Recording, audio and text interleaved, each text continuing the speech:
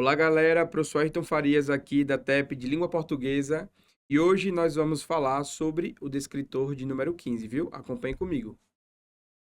Vocês estão percebendo que o descritor número 15, ele fala sobre reconhecer diferentes formas de tratar uma informação na comparação de textos que tratam do mesmo tema. É uma coisinha que vocês precisam ficar muito ligados nesse descritor de número 15, viu? Percebam que aqui, ó, ele está falando sobre as questões que envolvem o mesmo tema, certo? Em função das condições de produção e recepção.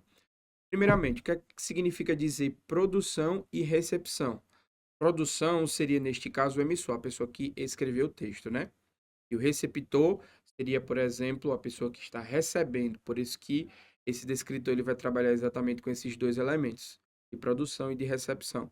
Existem algumas perguntas, alguns questionamentos, algumas identificações relacionadas a esse descritor que vocês precisam analisar. Vocês vão perceber aí, ó, o que realmente esse descritor ele avalia. Então, nós temos exatamente aqui, ó, uma questãozinha relacionada a essa situação, beleza?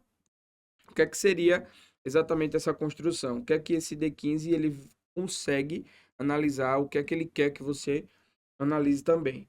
Comparar dois ou mais textos que tratam do mesmo tema, isso é uma questão extremamente importante, mas que apresentam maneiras diferentes de abordar uma informação. Eu trouxe, inclusive, alguns exemplos práticos para vocês entenderem como é que esse descritor ele vai trabalhar.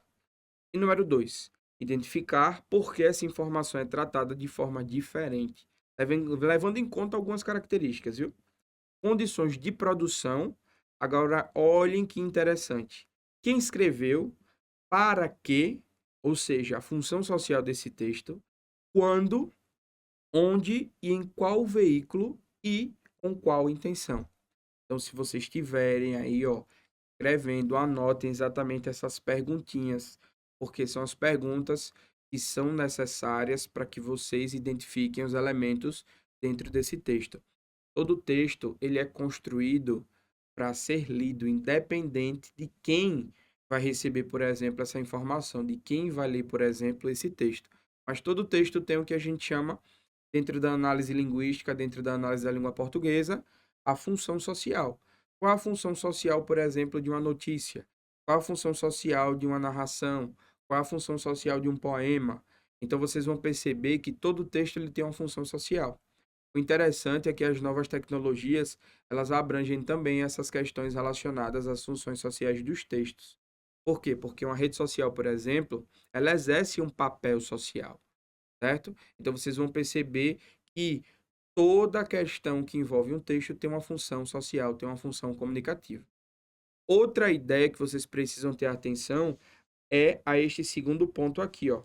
Identificar por que essa informação é tratada de forma diferente, levando em conta, primeiro, condições de produção e o segundo, condições de recepção, ou seja, para quem foi escrito, em que contexto esse texto ele será lido, quais expectativas o público tem. Você está lendo um texto, você vai receber esse texto de uma forma, a depender da sua interpretação. Se eu estou lendo um texto, eu recebo de outra forma, a depender da minha interpretação. Então, vocês vão perceber que é extremamente necessário que a gente analise exatamente esses aspectos. Agora, vejam que interessante em relação como é que vocês vão desenvolver essa habilidade. Aí, prestem atenção aqui. Primeiro, diferenças de foco e de abordagem, certo? Um texto pode ser informativo e o outro pode ser opinativo. Adicionei um exemplo aqui para vocês. Um pode enfatizar dados e o outro pode enfatizar emoções. Então, vocês vão perceber que a gente está trabalhando com a duplicidade dentro dessa questão textual. Um pode usar uma linguagem técnica, uma linguagem mais formal, certo? Que dentro da linguística, dentro da linguagem, a gente chama de jargão, é um jargão técnico, é uma palavra específica. E outra linguagem mais simples, aquela linguagem do dia a dia, a linguagem que vocês se comunicam, por exemplo, com os colegas de vocês, a linguagem que vocês se comunicam, por exemplo, com as famílias de vocês.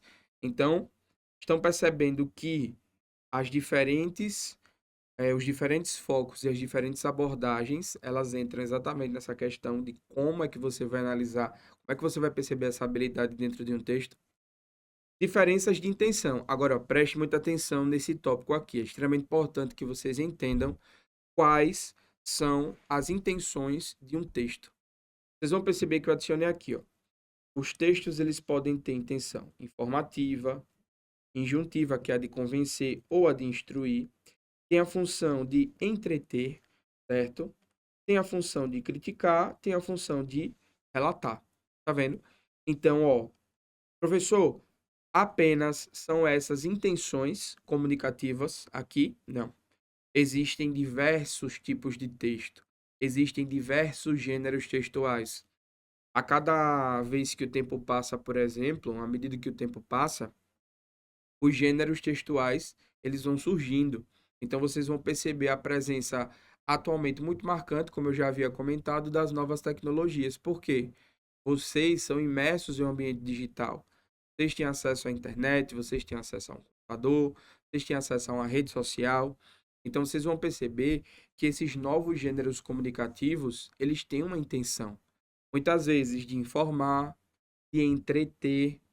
Não é porque se a gente perguntar, por exemplo, a função social de uma rede social, vocês vão dizer, professor, depende, né? Existe rede social que é construída para informar, mas tem rede social que é feita, por exemplo, para entreter, não é? Tem rede social que é criada para poder informar.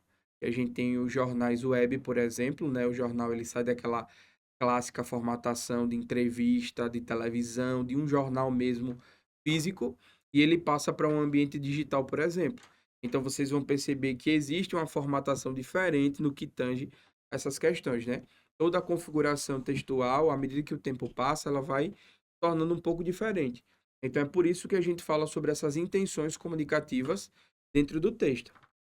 Agora eu vou passar só para vocês entenderem um pouquinho como é que funciona isso daqui. Como é que vocês vão demonstrar uma habilidade de leitura em relação a esse descritor? Diferenças de suporte de gênero. Presta atenção nisso, viu? Notícias, diferente de artigos de opinião. Uma notícia é imparcial. O jornalista vai, coleta a informação e transmite aquele fato. Faz um filtro, faz, certo? Só que olha a diferença para um artigo de opinião, por exemplo, o nome já diz, né? O artigo de opinião, você faz uma crítica, ou seja, existe um posicionamento do indivíduo que escreve aquilo dali. Então vocês vão perceber que aqui a gente está trabalhando com a duplicidade em relação a esses gêneros, né? Mapa mental versus reportagem, tá vendo? O mapa mental ele vai variar de acordo com a pessoa, por exemplo, que estiver escrevendo aquilo dali. Tem uma formatação, por exemplo, a depender do que você resume, a depender do que você faça no mapa mental, uma linguagem mais simples. Já a reportagem deve seguir a norma padrão, né? A norma culta. Aí olha a diferença deste último aqui. Post de rede social e um editorial. Extremamente diferente, né? Então, a depender do gênero, a depender da tipologia textual, nós temos uma função comunicativa diferente. Diferenças de público-alvo. Ou seja, quem é que vai estar recebendo esse texto? Quem é que recebe o texto? Quem é o receptor? Entendeu? Esse texto ele é direcionado para quem? Para o adolescente? Inclusive, muitos itens da prova SAEB, dentro das suas habilidades, vão trabalhar perguntando para vocês para quem esse texto ele é direcionado, viu? Ele é direcionado para o adolescente, ele é direcionado para a criança, ele é direcionado para uma pessoa idosa, ele é direcionado para a mulher. Então vocês vão perceber que é necessário que vocês identifiquem esse público-alvo. Quem é que está lendo esse texto? Quem é que está recebendo essa informação? Ó, diferenças, crianças e adultos, especialistas ou pessoas leigas, né, que são pessoas que não têm conhecimento acerca daquilo, público geral ou uma audiência específica, uma audiência segmentada, tá vendo? Isso vai alterar o tipo de vocabulário, a profundidade e até o tom e o estilo desse texto. Então, para vocês entenderem como é que funciona um texto, é necessário vocês entenderem esse público-alvo. Tranquilo? E neste último tópico aqui, ó, Eu trouxe um exemplo prático para vocês entenderem como é que funciona. Olha o tema: descarte de lixo eletrônico. Texto A: se trata de uma reportagem jornalística.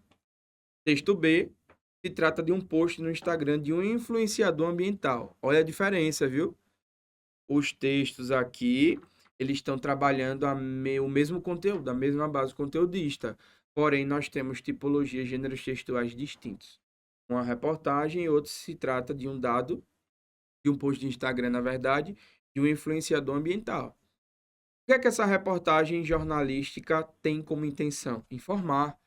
Qual é a linguagem? Objetiva. Tá vendo? Qual é o público? Público geral. Quais são as características?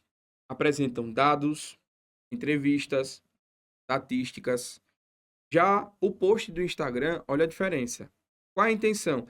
Sensibilizar e mobilizar. Tá vendo?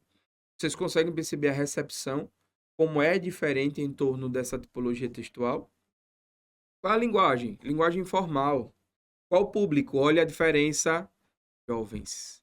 Porque se trata de uma rede social. Normalmente, quem tem mais acesso à rede social é a população jovem, certo? E vai dos 18 anos até 59. Tudo isso é considerado a população jovem, certo? Jovem adulto, na verdade. E ele apresenta um apelo emocional, hashtags, uma chamada para essa ação. Por quê? Ele está chamando aquele público específico para poder trabalhar com aquilo dali.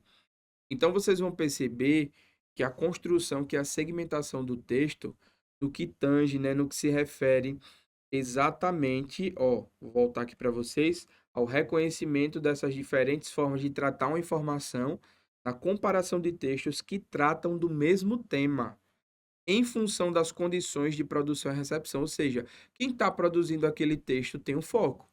Então, vocês precisam identificar exatamente esse foco. Se vocês pegarem esse descritor com essa aula que eu mencionei, que eu expliquei para vocês, eu tenho certeza que vocês nunca mais errarão na questão relacionada à identificação desses textos e de quem escreve e de quem recebe, por exemplo, esse texto. Certinho? Até uma próxima.